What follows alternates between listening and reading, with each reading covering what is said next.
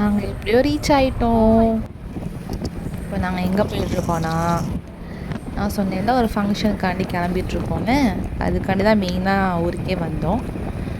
So அந்த ஃபங்க்ஷனுக்கு தான் நாங்கள் வந்திருக்கோம். செல்லிக்குட்டியோட அவுட்ஃபிட் பார்த்திங்களா எப்படி இருக்குன்னு?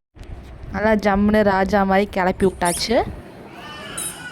இந்த குட்டீஸை கிளப்பதுக்குள்ளே நம்ம ஒரு வழியாகிடுவோம்ல, அந்த மாதிரி இந்த ட்ரெஸ்ஸு நல்லா காட்டன் ட்ரெஸ் தான். ஆனாலும் அவனுக்கு பிடிக்காது, அவனுக்கு இந்த மாதிரி ட்ரெஸ்ஸையே பிடிக்காது. எப்படியோ அவனை போட்டு விட்டு கிளப்பி கூட்டிகிட்டு வந்தாச்சு.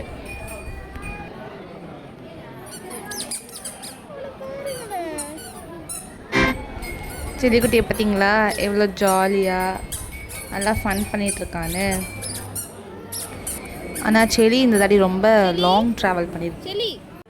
நான் கூட சரி இவன் கொஞ்சம் செட் ஆவானா இல்லையான்னு கொஞ்சம் பயந்தோம். பட் அவன் நல்லா ஜாலியாக சூப்பராக வேடிக்கை பார்த்துட்டு நல்லா ஃபன் பண்ணிவிட்டு எங்கள் கூட ஜாலியாக எங்கள் கூட நம்மளை மாதிரி ட்ராவல் பண்ண ஆரம்பிச்சிட்டான்.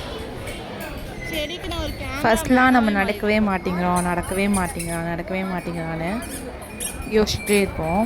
இப்போ நடக்க ஆரம்பித்ததுலேருந்து இவன் எப்போ தான் உட்காருவான்னு நாங்களும் வெயிட் பண்ணிட்டுருக்கோம்.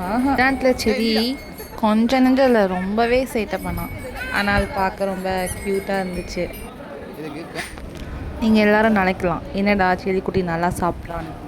ஆனால் நாங்கள் அவனை சாப்பிட்ற வைக்கிறதுக்குள்ளே நாங்கள் படுற பாடு இருக்கே அம்மாடி. நல்லா சாப்பிட்ற குட்டி பசங்க அம்மா அப்பாக்கெல்லாம் கோயில் கட்டி தான் கும்பிடணும். ரொம்பலாம் சாப்பிடல, 2 வாய் தான் வாங்கினான். சாப்பிட்டு முடிச்சுட்டு சமைக்கணும்ல, அதான் ஓடி ஆடி அங்கிட்டு இங்கிட்டு ஓடி ஆடி ஒரே விளாட்டு. ஓகே, அது பார்க்க எங்களுக்கும் ஜாலியாக இருந்துச்சுன்னு சொல்லிட்டு விட்டுட்டோம். முடிச்சுட்டு நல்லா சாப்பிட்டுட்டு கிளம்பிட்டோம் அப்படின்னு மட்டும் நினைக்காதீங்க. பைக்கில் போகும்போது தான் பயங்கர ஃபன் பண்ணிட்டு இருந்தோம். வரவங்களுக்குலாம் ஃப்ளைங் கிஸ் கொடுத்துட்டு இருந்தோம். அப்படி போயாச்சு வீட்டுக்கு.